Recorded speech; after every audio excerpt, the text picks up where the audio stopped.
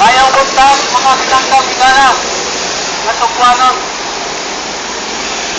Natungog ninyo ang mga mensahe may tungod sa kaluwasan sa atong mga kalag. Natungog ninyo kung unsaon ang pamahagi ng inyong mga kalag makadapat nito sa gingharian sa Diyos.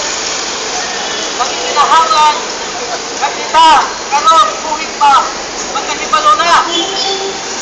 Kung asa kita padulong o kung ato pa kita sa langit o impyerno.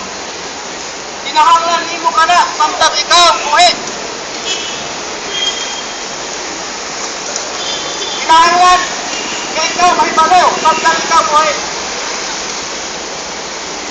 Kaya ang pulong sa Diyos in Matthew chapter 6 verse 33, the Bible says, seek ye first the kingdom of God and His righteousness, and all these things shall be added unto you.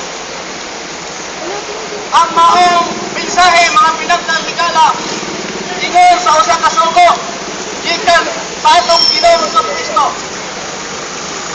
Dili sugo maingon ngadto sa patay kundi dili kanatong mga buhi. Kag kinahanglan kita buhi masayon kita kung kanus ang kita daton sa langit human sa ato nga kamatayon. Kasayon ba kamo sa inyong kinabuhi asa panulong? Ikamutana ka na sa inyong kaugalingon. Na kinahanglan karon kay kaubuhi pa. Kinahanglan nimo ang kaluwasan. Kinahanglan nimo ang Kristo. Kay kitang tanan maglasara. Kinahanglan ka ang Kristo malakaluwas. Ginoo pasaylo ako sa akong nasara. Dada ako kato sa harikan sa Diyos. Pagkali akong kinabuhi. Dili na makatun kay ang patay. Dili kitang buhi. Kinahanglan nga may baluan nato na kita luwas lamang kita buhi. Kung sanakat kita diha sa malahon na kipiling itong Kristo hindi ka na to.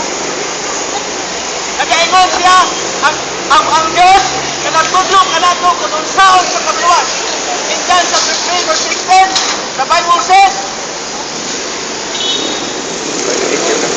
for God so loved the world that He gave His only begotten Son, that whosoever believeth in Him should not perish but have everlasting life.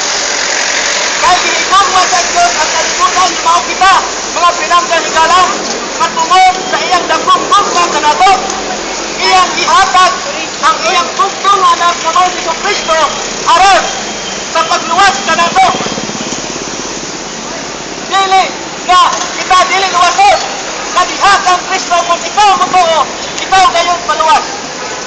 Og ang maong verse nagatudlo kanato adto kang Kristo nga diha kang Kristo kita mutuo aron ikaw makatanggap og kinabuhi nga walay katapusan. Wala nay lain nga makaluwas kanimo. In John chapter 14 verse 6, Jesus said unto them, I am the way, the truth, and the life.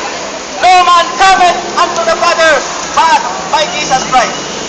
Diha kang Kristo.